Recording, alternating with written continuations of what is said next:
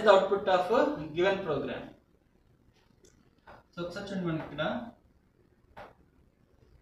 So starting ఇక్కడ ఎన్ని variables ఉన్నాయి 2 a b so starting value a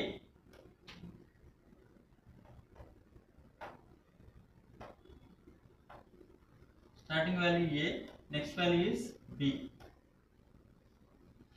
so చూడండి ఇక్కడ ఫస్ట్ ఇంక్రిమెంట్ అవుతుంది కాబట్టి దీన్ని ఏమంటారంటే ప్రీ ఇంక్రిమెంట్ అంటారు.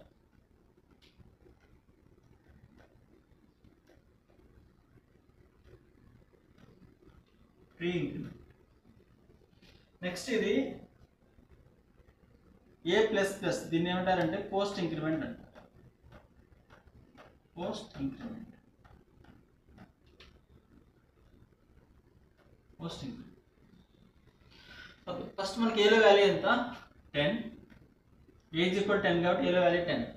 ప్రీ ఇంక్రిమెంట్ ఏం చేస్తుంది అంటే ఫస్ట్ ఏ వాల్యూ 1 ఇంక్రిమెంట్ చేసేస్తుంది. అంటే నాకు ఇక్కడ ఏ వాల్యూ 1 ఇంక్రిమెంట్ అయిపోతుంది. 1 ఇంక్రిమెంట్ అయిపోతే ఏలో వాల్యూ ఎంత ఉంది 10 కాస్త ఎంత అవుతుందంటే 11. నెక్స్ట్ ఇంక్రిమెంట్ అయిన తర్వాత ఇప్పుడు ఫస్ట్ నెక్స్ట్ మనకి ఈ ఏలో ఉన్న వాల్యూ వచ్చి బీకి అసైన్ అవుతుంది. అంటే మనకి బీలో వాల్యూ ఎంత వస్తుంది ఏలో ఉన్న వాల్యూ బీకి అసైన్ అవుతుంది. అంటే బీలోకి వాల్యూ ఎంత వస్తుంది 11. సో మనకి ఇది ప్రింట్ చేస్తే మనకి అవుట్పుట్ వస్తుంది A value 11 B value 11 is the output. Next one ఈ ఏబి వాల్యూస్. ఇక్కడ ఏ వాల్యూ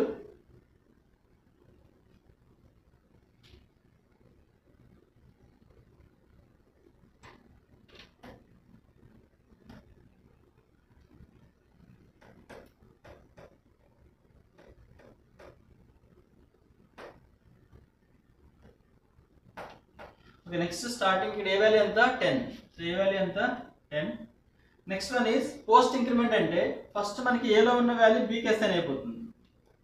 మనకి ఏలో ఉన్న వాల్యూ ఎంత 10 అనేది దేనికి అసైన్ అవుతుంది బి. అంటే బీలోకి వాల్యూ ఎంత వస్తుంది 10. నెక్స్ట్ ఎప్పుడైతే కంట్రోల్ అనేది నెక్స్ట్ లైన్కి వస్తుందో కంట్రోల్ అనేది ఈ స్టేట్మెంట్ ఎగ్జిక్యూట్ అయ్యేటప్పుడు ఏ వాల్యూ 1 ఇంక్రిమెంట్ అవుతుంది. నాకు ఏలో వాల్యూ ఎంత ఉంది 10 వాల్యూ ఎంత అవుతుందంటే 11.